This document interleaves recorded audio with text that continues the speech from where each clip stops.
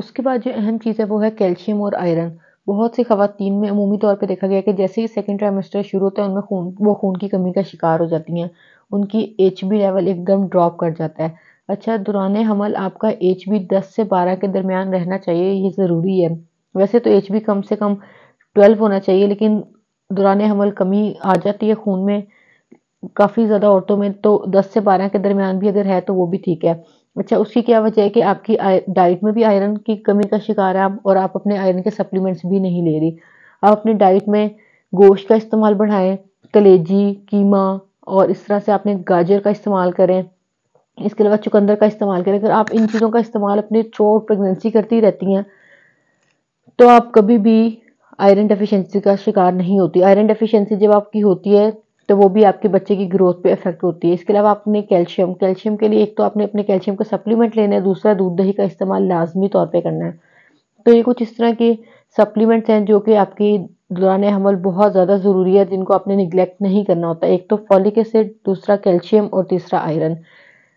Supplements लेने के साथ साथ आपने डाइट से भी इन चीज़ों को पूरा करना होता है। डाइट में मैंने आपको बताया कि आप आयरन किन क्या क्या सोर्सेज हैं जो आपको आयरन प्रोवाइड करते हैं, इसके अलावा कैल्शियम के भी क्या क्या सोर्सेज हैं।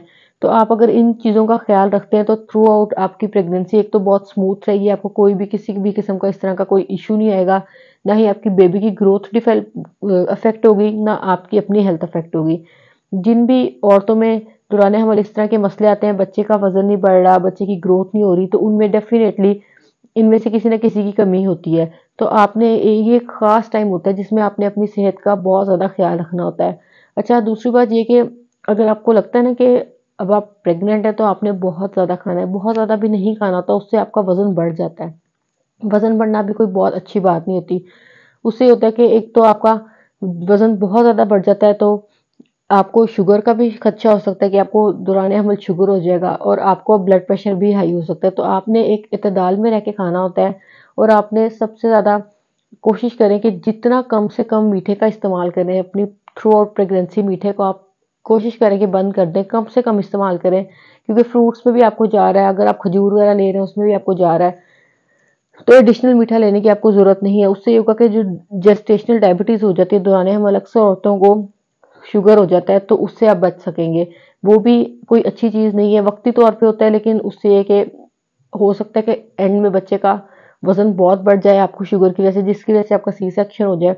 तो इस तरह की कुछ छोटी-छोटी एहतियात होती है जो कि आप अपनी डाइट में भी लाज़मी तौर पे करनी होती है, और आपने अपने सप्लीमेंट्स में भी करनी होती हैं। तो अगर आप इन चीज़ों का ख़्याल रखेंगे तो आपकी प्रेगनेंसी बहुत ज़्यादा स्मूथ रहेगी, और इसका आपको आपको भी बहुत ज़्यादा फ़ायदा होगा, और आपकी बेबी को भी बहुत ज़्यादा फ़ायदा होगा। होपफुली आज की वीडियो आपके लिए हेल्पफुल रही होगी। अगर आपको मेरी वीडियो अच्छी लगी तो please don't forget to subscribe my channel, और अगर आपने कुछ पूछना है, आपका कोई क्वेश्चन है, तो आप कमेंट सेक्शन में पूछ सकते हैं। Thank you.